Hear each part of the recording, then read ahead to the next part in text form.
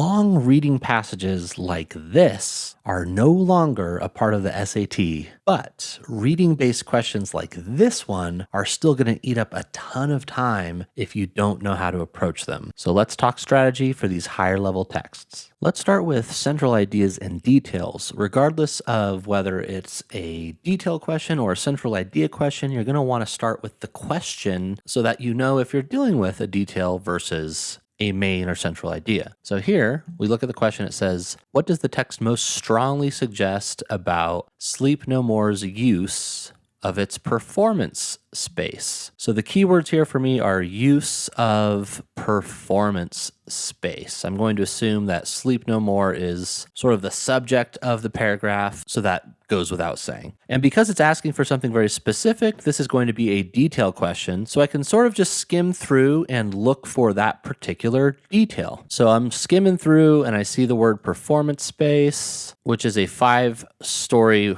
warehouse turned into a 1930s hotel. But the question here is the use. So how is this space being used? It says audience members wander through at their own pace, interweaving loops, confront the impossibility of experiencing the production in its entirety. So the big thing that's standing out to me is you have such a huge, convoluted venue, and it's impossible to see the entire production because of how big it is and the way that things are playing out simultaneously. And I do recommend coming up with sort of an anticipation of what you think the answer would be, and taking into account the last sentence here, the refusal of narrative coherence. So this thing that they're doing on purpose relies on the venue's immense and intricate layout. So basically, this is a really unique play, but it can only take place in this special, bespoke environment that was created, the performance space.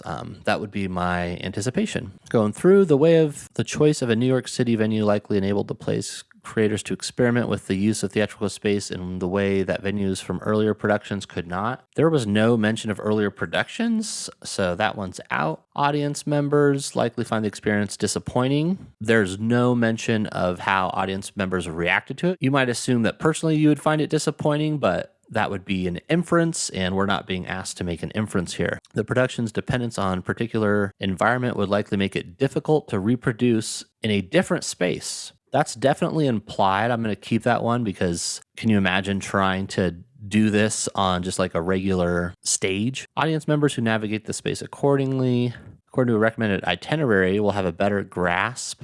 So it doesn't mention any itinerary, and it's pretty clear that audience members aren't meant to have the full grasp of the play's narrative. That's sort of the point. So I would say the answer is C. All right, so another central ideas and details question. Here, when we look at the question, it says, states the main idea. So at least we know we're looking for the main idea before we go in. Not going to be quite as skimmable, and we don't know exactly what we're looking for, but we could always take a look at the first and last sentences. Those tend to be where main ideas live.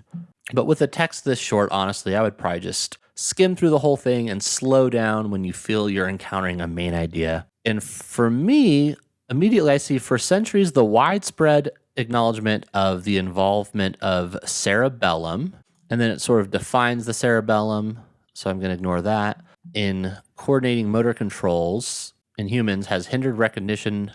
Okay. So for centuries, this seems like the main idea already. There's widespread acknowledgement that this part of the brain is all about motor control, and it has hindered the recognition of other possible functions. So because we think of the cerebellum as something that is involved in motor control, we haven't thought, oh, what else could it do in addition to that? And then we do see in the next sentence, research from the last 2 decades suggests that it also regulates emotional and social behavior.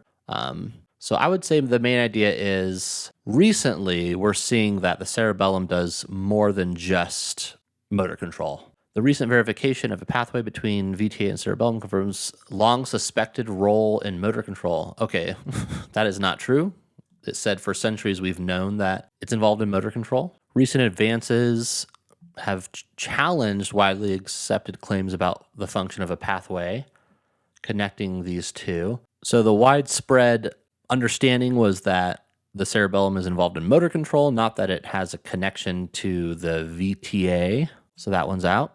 Cerebellum has primarily been thought of to regulate motor functioning, yes. But in recent years, neuroscience researchers have been uncovering additional functions. Yes, that's pretty much my anticipation. Feeling really good about C. Let's just make sure that we can get rid of D. Technological limitations have historically hindered the study of the cerebellum.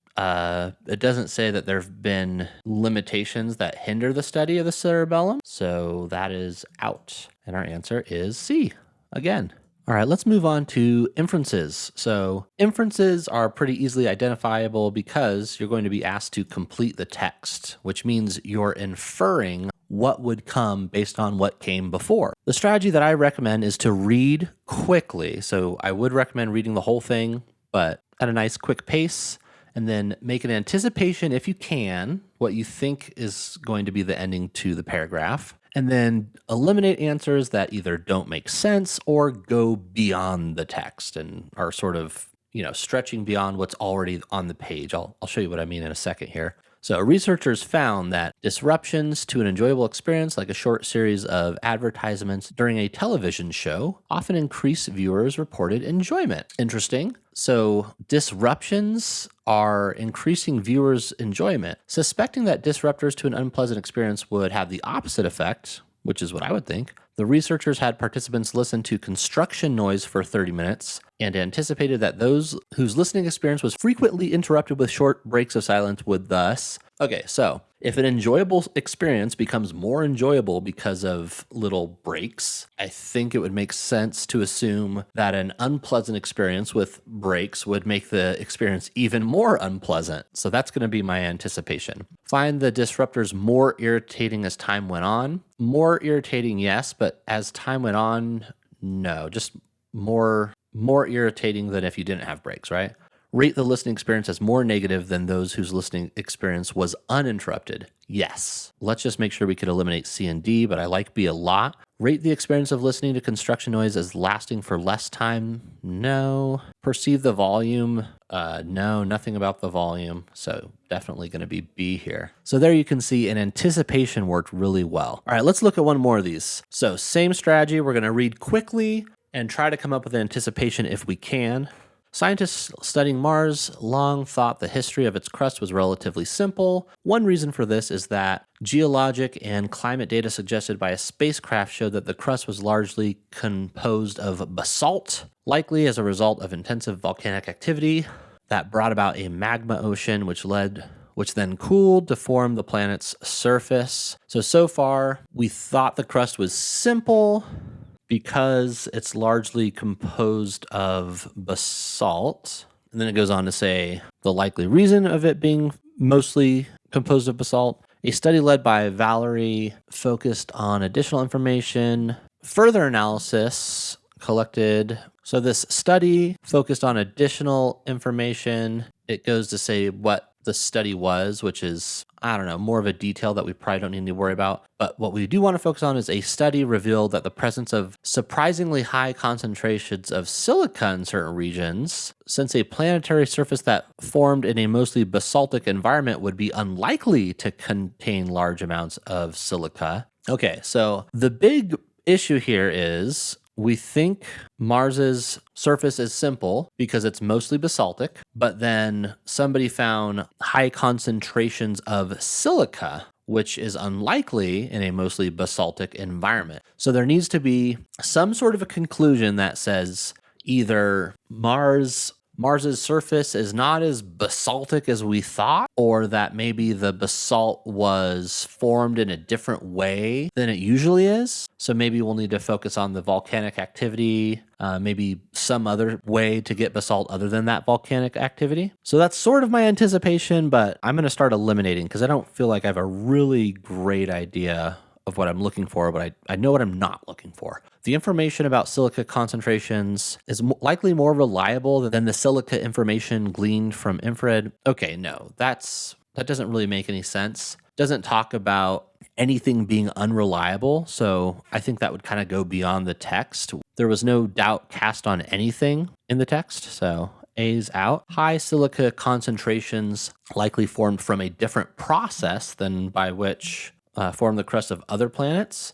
That sort of lines up with what I was saying, that either the way the basalt got there was a different process than we're used to, or I guess we could say the high concentrations of silica must have been from a different process, since it says a mostly basaltic environment would be unlikely to contain large amounts of silica. So like maybe the silica, I don't know, showed up after the fact or something. So I'm going to keep B for now. Having a clearer understanding of the composition of Mars' crust and the processes by which it formed will provide more insight into how Earth's crust was formed. Well, considering that we didn't talk about Earth at all, I would say C is definitely out. Mars' crust likely formed as a result of other major geological events in the addition to the cooling of a magma ocean. So we're right on the brink here. We have B talking about the high silica concentrations forming by a different process. And then D is talking about the entire crust forming in a different way, in addition to the cooling of a magma ocean. Because we do have the specific mention of the magma ocean, and that's the process that is detailed,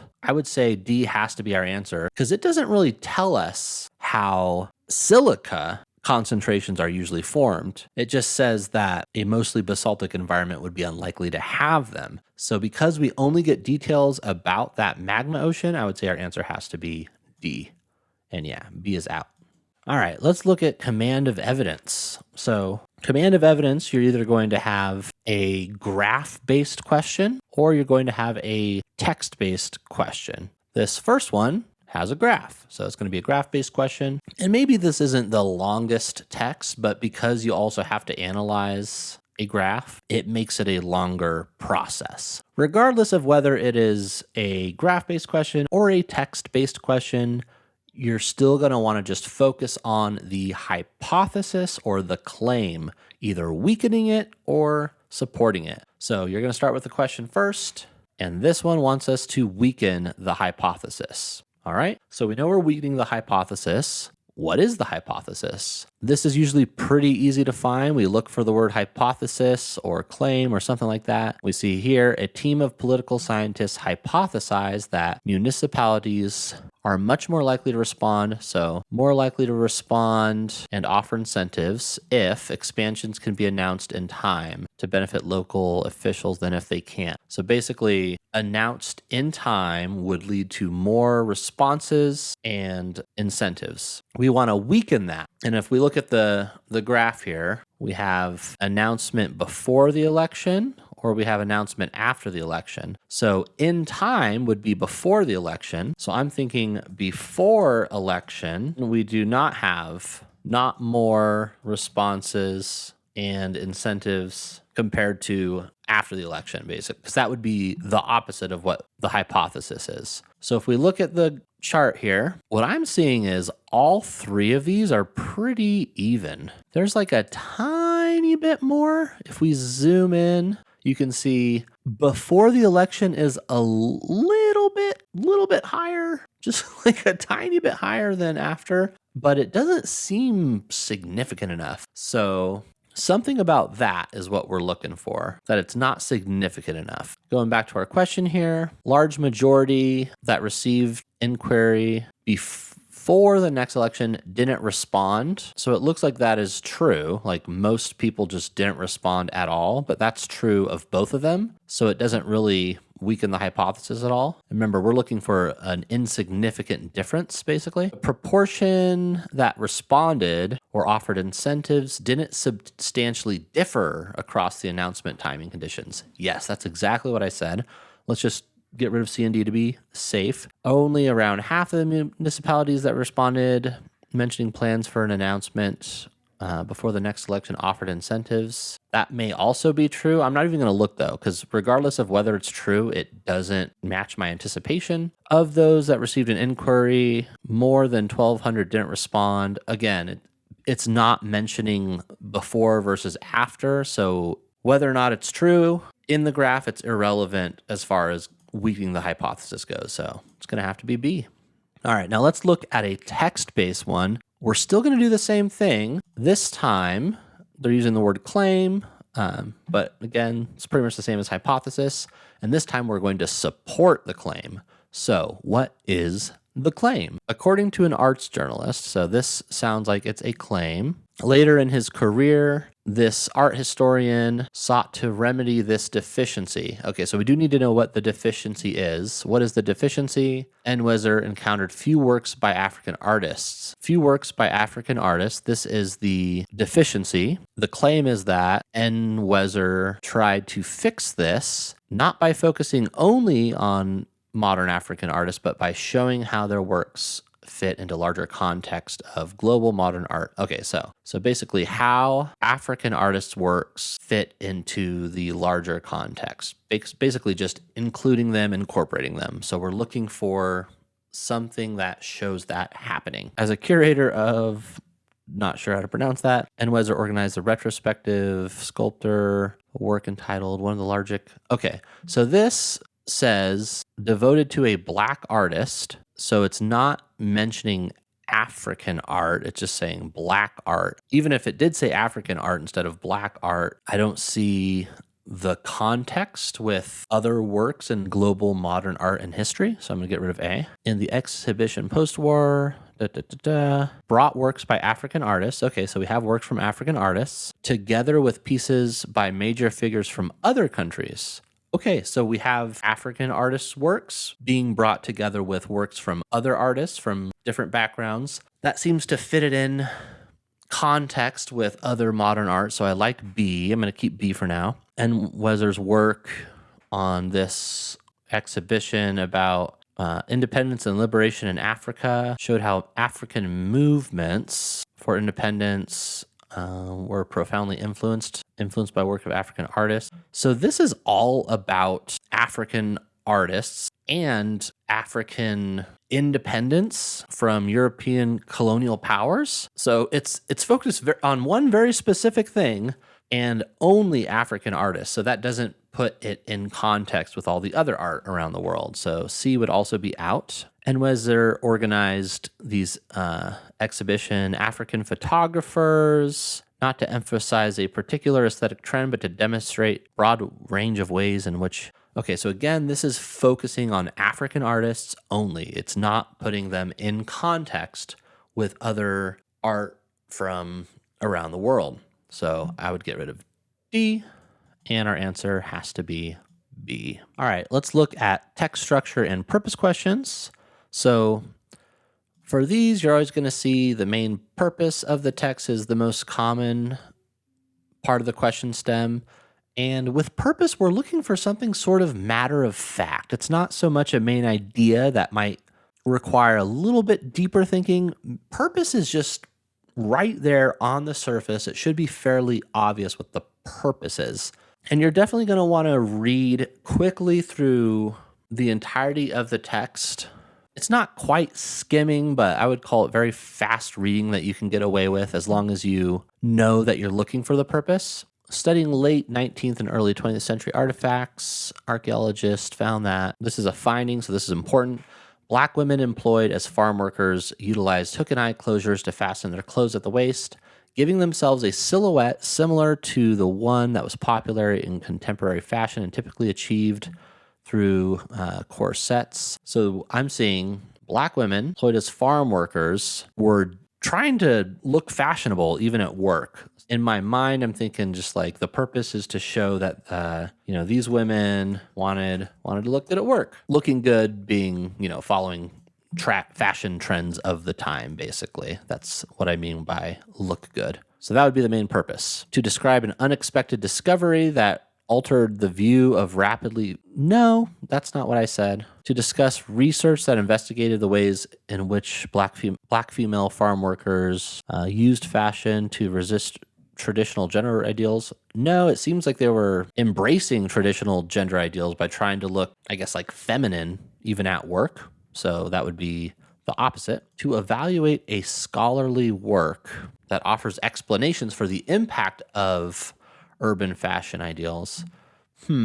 So this is interesting because it says the impact of fashion ideals on the workers. It says that they were trying to follow the fashion ideals, but doesn't seem like a huge impact. Doesn't say that it was a huge hindrance on the way that they got their job done or anything like that. So that one I'll keep, but I don't love it. Hopefully I love D. To summarize the findings of a study that explored factors influencing a fashion practice among Black female farm workers and okay, this is better. It is summarizing the findings, but there's not like any strong opinion one way or the other. It's just kind of showing us, hey, these particular women at this particular time wanted to follow fashion trends even at work. That is kind of a summary. It's just there on the surface. It's the purpose. It's not going beyond like C is going beyond and trying to, say that they were talking about an impact where it was really just sort of stating a fact. So we're going to go with D. And then the other type of text structure and purpose question that you're going to run into is the underlined sentence type question. So here we're focusing on the underlined sentence, but you can't get away with just focusing on the underlined sentence. You do need to think about the context. So I'm still going to recommend that you quickly read through the whole thing unless you feel like you have a good idea before you get to the end, which you might have noticed happened in the last one. All right, in Jane Austen's novel, an almost imperceptible smile from a potential suitor causes the protagonist to blush. Her embarrassment grows when she suspects he is aware of it. Okay, so the part that we're focusing on is in this Jane Austen novel, some guy smiles and causes a woman to blush, and she becomes more embarrassed as he becomes aware. This moment in which Fanny not only infers Henry's mental state through his gestures, but also infers that he is drawing inferences about her mental state, illustrates what literary scholar Butte calls deep intersubjectivity, a technique for representing interactions between consciousness. That's really looking into that moment quite a lot. Okay, so basically, I think the underlined portion is acting as an example of this literary technique. So I would say the function is it's an example of this technique that's mentioned. It states a claim about Austen's skill. No, it's not really talking about skill. It's just talking about a specific technique. It advances an interpretation of a protagonist who is contrasted with protagonists from other novels. I don't think it mentions any other novels, and it doesn't talk about the technique. It describes a reoccurring theme in Austen's novels that is a focus of a literary scholar's analysis, summarized in the following sentence. Okay, so I could see like the technique being a theme, since it does say a technique, specifically a technique that the literary scholar finds in Austen's novels. Maybe it could be considered a theme. So I'll keep C for now. It provides a synopsis of an interaction that illustrates a literary concept discussed in the following sentence. Okay, literary concept. That sounds a lot more like a technique. You saw that I kind of had issue with the word theme there. And yeah, a theme is usually more, I don't know, something like, the underdog, or like humans versus nature, or, some sort of a reoccurring theme. It's more big picture, and it's within the novel. It's not a technique or a concept. So I'm going to have to go with D on this one because that lines up with technique. All right, let's finish off with cross-text connections. Cross-text connections are actually pretty simple. You're always going to want to simply boop the like button. Boop. Okay, for real though, cross-text connections take more time because you're dealing with two texts, right? I think the most efficient way of doing this, the most efficient way of approaching them is to simply come up with the main idea for each text and then address the question. So here, the question says, we want to guess how text 2, so how would text 2 respond to the underlined portion of text 1? So here we got lucky. We get to focus specifically on this underlined portion. And I've had students find success going either way, either starting with the responder or starting with the text that's being responded to. I'm just going to start with the text that's being responded to in text 1. So fossils of this thing have been found in these caves, but assigning an age to the fossils is challenging because of the unreliable dating methods in this context. And then the unreliable dating methods are Apparently, stratigraphic dating. Dates cannot be reliably imputed from those nearby animal bones. Okay, so unreliable dating method, specifically stratigraphic dating. So, what would the researchers from text 2 say? Let's see. Archaeologists have new cosmogenic nuclide dating techniques. Ooh, okay, so there's new techniques, not the ones mentioned. So, probably something to do with this. To reevaluate these fossils, the same ones mentioned in the same caves. Technique involves analyzing, I don't know what that means, but it's a new technique. The researchers assert, okay, this is important. This approach avoids potential for misdating associated with assigning ages, which is what text 1 was saying stratigraphic dating would have issues with. All right. Well, I would say basically they would probably respond by saying this new method is actually going to work just fine. So not to worry, text 1. They would emphasize the fact that the fossils may have been corrupted. No, that has nothing to do with what I said. They would contend that analysis of the bones were combined.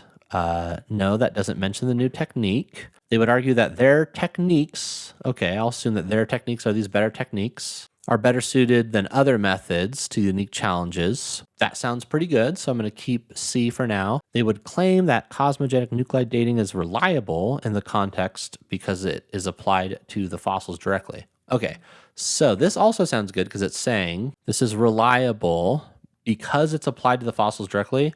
So let's just make sure, because I like the wording on this one better, but it says because it is applied to the fossils directly. Is that true? Let's see. This technique involves analyzing the breccia, the matrix of rock fragments surrounding the fossils. Okay, that was very tricky. The only reason that I have to get rid of D, even though I liked it specifically mentioning this dating instead of just saying their techniques, it's literally not applied to the fossils. It's applied to the surrounding fragments, the rock fragments around the fossils. So D is actually false, so I have to go with C, even though I don't like the wording quite as much. All right, let's look at one more of these cross-text connection ones. This one, not quite as sciencey, and here we're being asked how would text 1 respond to text 2. I'll do the same thing. I'll start with what text 1 is responding to. So I'm going to actually read text 2 first. Video game scholars face a major challenge in the industry's failure to consistently credit the artists, designers, other contributors without reliable record. Questions about development can be difficult to answer. Accomplishments of all but its best known innovators can be difficult to trace. Okay. So the main idea here, issue with credits to all in gaming. Something like that, right? And then text 1 says, films, and remember, text 1 is going to respond to this. Films and television shows commonly include long list of credits. Credit sequences are not exciting, but they ensure everyone's contributions are acknowledged. Because they are highly standardized, film and television credits are also valuable. Okay, so text 2 is about gaming credits and how there's an issue. And then text 1 is kind of saying like films and television, even though it's really boring, they do a great job crediting everyone. So I'm thinking the response would be something like maybe try to come up with a standard similar to film and television. That could be a potential way to fix this, something like that. So by recommending that scholars mentioned in text 2 consider employing the methods regularly used by film and television researchers, that doesn't sound bad. Pointing out that credits have different intended purpose, no, I don't think so. By suggesting that they rely more heavily on credits as a source of information, that also doesn't really make sense. By observing that a widespread practice in film and television largely prevents the problem faced by the scholars mentioned in text 2. Okay, I like that one too. So we're down to A and D. A is saying recommending that they employ the methods used by film and television, whereas D is saying just observing that film and television prevent this sort of problem. This is hard because for me, I want to help and, fix things. So I would maybe recommend that we do something more like what film and television is doing. But we have to think about like the main idea of the text. Is it saying everyone gets credit in film and television and I approve of this. I recommend this to other industries. The text itself isn't really making a recommendation per se. So I think it needs to be a little bit less aggressive, not aggressive, a little bit less assertive, because A is inferring that text one wants to offer a solution, whereas D is just being like, hey, did you know that television that doesn't have this problem? And maybe let text two figure it out on their own.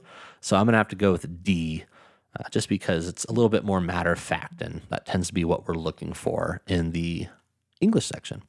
I do hope you found some value in those tips. And if you're really looking to step up your game and improve your score, you might want to consider signing up for one of our small group courses. We designed our small group courses as a more affordable option that covers some of the most important strategies you're going to need to know for the SAT. Courses are available with either 12, 24, or 36 hours of expert instruction from one of our tutors. And each course includes 5 full-length practice exams, a detailed score report breaking down exactly what you need to work on, and unlimited access to our video resources. Go ahead and use the link in the description to get signed up for a small group course today.